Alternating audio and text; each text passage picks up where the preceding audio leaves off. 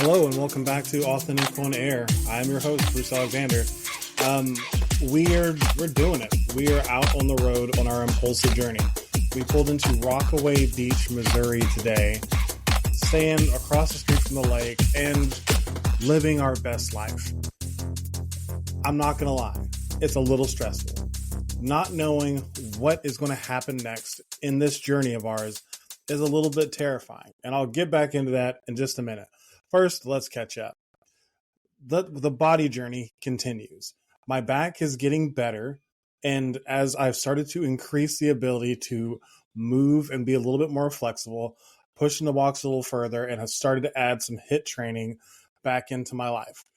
The tiniest bit of HIIT, but I didn't want to go with this new space of flexibility coming into my life and not capitalizing on it.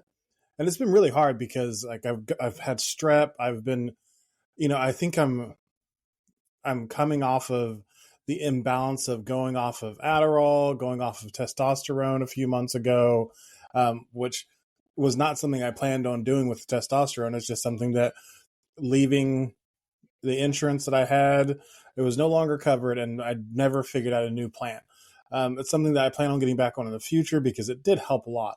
But I feel like I'm going through these constant dips of my immune system kind of fighting it back against me. So coming off the strep, trying to increase my workout intensity has been tough. But the thing that remains the same is you show up and you do the work to the best of your ability.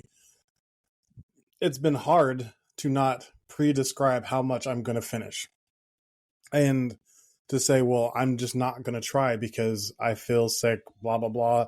I've taken a walk every single day since I've started this. And then today I added some hills to my walk. And then I also did some modified burpees for my very large frame. But adding that HIIT is really, the ability to do that has got me really excited because that means, for one, I've made enough progress to be able to flexibly do any sort of higher intensity workout. And I'm going to start seeing progress a lot sooner. Whether that progress is more flexibility and mobility or that progress is a more comfortable frame, I don't care. Either one of those things allows me to be a more active father, a more active leader in my household. And that's super, super exciting for me. So that's good news. My balance, the relationship between my wife and I continues to develop, continues to get deeper, more intimate and more connected in a real level. It's important to note that we both used to think that we were pretty deeply connected. And I think a lot of that has to do with how much of the pain of our relationship we ignored on a day-to-day basis. We don't ignore anything anymore. Everything is out on the table. Her anxiety that has bothered me in the past is being a topic of conversation in which I'm now being supportive versus being blameful. And that has changed the dynamic a lot. I am no longer trying to hide from my responsibilities as a father, as a husband. I'm definitely talking about my weaknesses once more talking about my weaknesses a lot more. And I also accept my strengths. Like, I'm just living in the truth. I'm taking the feedback I'm being given and I'm acting on it. And that's not something that I had done for a long time. For a long time, I only heard what was good and I ignored what was bad. And then whenever I got through that initial stage and I started to develop a little bit, I only heard what was bad and I ignored everything that was good. I felt really bad about myself and I beat myself up and, constantly prostrated and trying to, try to get her to forgive me. Like, just forgive me, please. I'm so sorry. I sucked so bad. And I want her to forgive me, but I don't want to be so stuck in the past that I'm not able to grow into the future. So my current stance is like, I feel like this is like the levels of grief or something, but like the levels of personal development is now I take responsibility for the past, but I don't get stuck in it. Like, when we talk about things that have happened and I apologize for them, I validate her emotions. I feel my emotions about that thing I did, and then I process through them and try to learn a lesson from it. And then I try to grow and move forward. I don't get stuck there anymore. And that has allowed us to have a much healthier conversation about everything in our relationship. And as we're pushing through this trip, it is requiring me to be very supportive to allow her to heal and grow so we can actually step into the next phase of our relationship. And it's the ultimate test for me being like living the life that I'm trying to coach is, can I show up and be a constant in her life? Can I be an unconditional husband? Because she needs my support more now than ever in order to learn to trust herself again and learn to listen to her inner voice and not shrink away from the anxiety and the emotions that scare her so much. Like, that is my responsibility that I've taken on because I was a large instrument in the disabling of her ability to trust herself. Like, that's what gaslighting over a long period of time does, is it makes a person feel like they can't believe their own thoughts. And it wasn't my intention, but I take responsibility because I was afraid to deal with my emotions, so I smushed hers. And it's really unfortunate, but your actions have consequences. And if you're any sort of, I want to say, man, if you're any sort of human being, whenever those consequences are taken out on somebody you love, I think you should take responsibility and help clean them up. Like, I am taking responsibility and helping be a solution to the problems I created because I love her and I want us to be together forever. And I mean, I guess I could say it's selfish because I don't want her to be a broken version of herself forever. I will love her regardless, but I want her to be the best version of herself because that's who I get. But if she doesn't ever grow and heal, as long as I do my job and I show up as the best partner I can be, our relationship will still be better because I've brought my game up. And that's, that is my general philosophy towards the relationship right now, is bring the best version of me to the table. So no matter what, our relationship is improving by my effort, because that's all I can control. I can't control how much she heals or grows. I can control the environment and scenarios that I set up to allow for her healing, but even that is going to be out of my control sometimes. But I can still be the best version of me because I'm putting in the work. I'm showing up every day, trying to be supportive, kind, patient, and graceful. That's where we're at. And the balance, things with the kids are going pretty well. Some days are better than others. There's a lot of things up in the air. They don't have a lot of answers right now, and I think that confusion makes it hard for them to fully trust the process. And that's okay. They're allowed to have those feelings, and they're totally valid, and I try to answer them to the best of my ability. And whenever I can, I say sometimes I just, I don't have the answer right now, but as soon as I know, you'll know. And they take that pretty well. My kids are pretty understanding, but sometimes they do act out a little bit, and I have to remember that they are human beings. Like, they're not always going to be perfect, and they don't have to be. Just because I get these perfect children so often doesn't mean that I should expect them to be perfect. I just get to enjoy that. Like, honestly, whenever I'm balanced, whenever like my mind is right, whenever they're not perfect, it's just as fun as when they are. But sometimes my shit isn't together. So like, that's just, how I turn it back on myself is I have to take the responsibility to be the best version of myself. So I enjoy the people in my life to the greatest capacity. So that's the body so far, the balance. With the business, I'm still seeing my current clients. I have not been working on my lead magnet as much as I need to. Once again, trying to get all the daily basics done to make sure that I've got my mind right, that I'm taking care of my body. The business has been getting left out just a little bit. Like, I've been doing all of my daily postings. I'm still trying to build my movement, still trying to reach out to my audience, but I need to be working on building leads. And that is going to be through my webinar. So I actually put put myself on a clock and made myself do some work on my webinar yesterday, and it felt really good. I don't know why I keep putting it off, because I really enjoy the work. I love talking about this stuff. So it's really important that I remember that just because it's work, it's not the work that I'm used to in the past. Because as I'm kind of in flux, whenever there's a familiar uh, a familiar scenario, I kind of sometimes I throw back the default and I start to think about how things used to be. And I don't want to operate that way. I want to constantly be trying to push myself to engage in the way things are now. Like, that's the goal. Engage in the way things are now. Engage in the truth of now and do the best that you can today. And so yesterday, having done that, felt really good.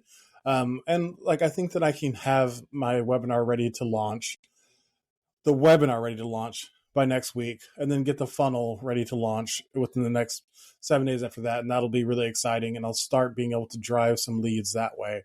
And I think that it's going to be the client base that really makes sense for me, because there are going to be people who are ADHD, who are looking to learn to trust their inner voice again, learning to trust their impulses for the first time ever, learning how to direct their special gifts and who they are specifically into something that is going to give them purpose and passion for their life. And that is very exciting for me, because that is what is working for me. That's the life I'm living, and it is bringing me great satisfaction. And I want that for all ADHD parents. So that's the business. And then, my relationship with God and my inner voice, like, it is a little harder to stay in tune with my morning routine every morning. I'm finishing it every day, but whenever you're on the road a lot, it is hard to get everything done before we hit the road. And then I'm like stretching it out through the drive, and there's distractions of children and stops and all this stuff, making excuses, but I'm still getting it done. But I promise you, it is so much more powerful when you get your morning routine done, you get your mind right before you step into the day. Like, I am just so much more effective. I'm so much more grateful and appreciative for the opportunities and for the conversations and for the people in my life whenever I do like everything that is on my checklist for my body, being, balance, and business before I start my day. I feel so much more powerful. And some of the days I've been on the road, I've been able to do that really well. And I've had really great conversations in my stacks, and I've gotten some deep guidance from God, and it has really felt good. And then other days I haven't. So it's a continual battle. It is not going to be won or lost in one day, but it is showing up every day and doing my very best. And I'm proud to be doing that. So that is it. That's the overall catch up. Now, as you all know, like, we've been on this journey for a little over a week now, but this is the first day that we've officially been out of everything that we've known. And the message that I interpreted from my inner voice or God or whatever, I think it was God, like, that's where it feels like to me, was to lead your family out of everything that you have ever known. And I didn't realize that. Like, I initially was thinking, it's like, okay, we're supposed to get out of Oklahoma City. And as we were in Tulsa, I was still kind of like, I wasn't really feeling anything new. And then I did a stack, and in that stack, I realized it said, out of everything that you know. And I was like, this is where we met. We met in Tulsa. This is not out of everything that we know. Then we went to Fayetteville, and I was like, we went here on our last vacation. This is not out of everything that we know. We know this place. We've got all these memories here. This is part of our past relationship history. We are trying to get away from everything that we know to rewrite the story of us. Like, that is not all we're trying to do, but that is part of this journey, is to rewrite the story of us, to release all those past stories, all those limiting narratives that we've had for who we are as a couple and as a family, to start into something new and powerful. And today is the first day that we are out of our comfort zone completely. I don't think I've ever even been, no, I've definitely never been to the current subdivision we're at, but it's outside of Branson. I don't even think I've ever been to Branson. I've been to Missouri before, but this is uncharted territory for us as a family. So we are doing it. And so as we're doing it, Obviously, it's like, what am I doing? This feels a little scary. Kate is definitely having mixed thoughts. Some days she's really excited. Some days she is terrified and thinks that we made the wrong decision. Our house got listed today as well. So this is really the beginning of the next phase. Our house is officially on the market. Like, to me, it's like we are at the point of no return. For us, we are a, a day or two drive away from our home. Our house is listed. Like, sorry, it's not our home anymore. Of our house, our home is where we are together. That's where home is for me now. And so all of these things, they're finally taking place. And now it becomes the Odyssey. Now we're officially on the journey. Everything is happening. We're giving all of everything that we know up. And I'm really excited. I really am super, super eager to see what the next step that is revealed for us is. But also, like, there's this terror really deep down in my heart that it's not going to be revealed, that there is going to be no further instruction, that we are going to be left out here in the dark. But I know that that's not what God has in store for us. But my mind is human, and fear is something that I often give into, but I refuse to lose to it permanently.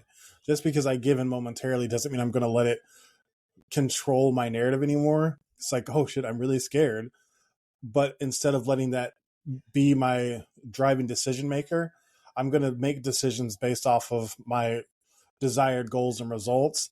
And I'm just going to feel this fear and just say, and just tell you, I'm going to tell my audience, however small it is, this shit is scary.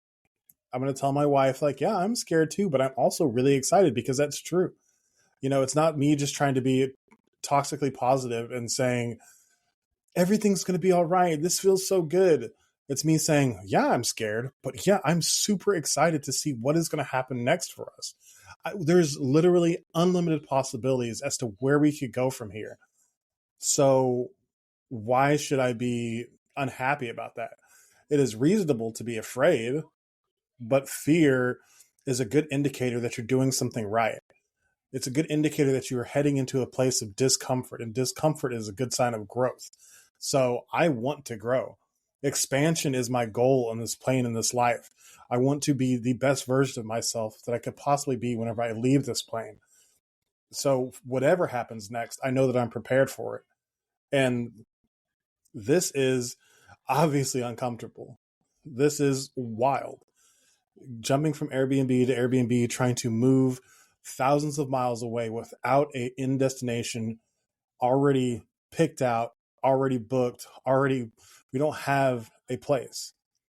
But I've also put out feelers to anybody who, and this goes to anybody who's listening now, if you happen to know anybody in the southern Vermont or the upstate New York area who has a rental or is trying to take on a family of 6 with a couple of dogs and a cat, please reach out to me, because we are currently looking, and it's hard to find a place from this far away. But we're just going to get there. We're going to slowly plot our way there. We're going to take as much time as it takes to get there. It's going to cost money. It is going to be it is going to be uncomfortable. But that's okay. This discomfort is like, the more uncomfortable it is, the more that we are going to learn about ourselves, the more we are going to have to grow together as a family, the closer Kate and I are going to have to grow together to survive it and to arrive on the other side as the best version of our relationship. And that is the impulsive journey. That is what we're going on. If we had denied our impulses and stayed with what we've been doing our entire lives, I know that we would have been, I'm not going to say cursed as a relationship, but that's the closest word I can think of. Because there would have been this permanent mark on our relationship that said, you were supposed to do something, but you chose to hide again. And not only did you chose to hide, you and your wife chose to hide, and you hid this thing that you were called to do from your children. And that would have messed me up. So I'm so glad that we are accepting this call from God. We are listening to this urge in our hearts, and we are just moving, and we are going. And I don't know where our next stop is. Like, we're going to stay here tonight, tomorrow night, and I'm sure Kate and I will talk tomorrow night and figure out where we're going next, see what feels right. But I'm excited. I'm going to keep it short because, once again, I want to enjoy my family throughout this process. So I don't want to spend too much time recording. So I'm going to just wrap it up here, and I will talk to you guys again next week or every day on our live stream that I do live every day at around the same time. So please like, follow, and all that stuff. And if you are interested in having a further conversation about how you can uncover your impulsive potential, then hit me up in the comments or go to www.impulsive.life/consult and set up a free consultation where I will give you at least 3 strategies or techniques that will help you start to release the guilt, remorse, and shame that you feel from being an ADHD parent and start to live impulsively. Thank you so much. I will talk to you next week. Bye.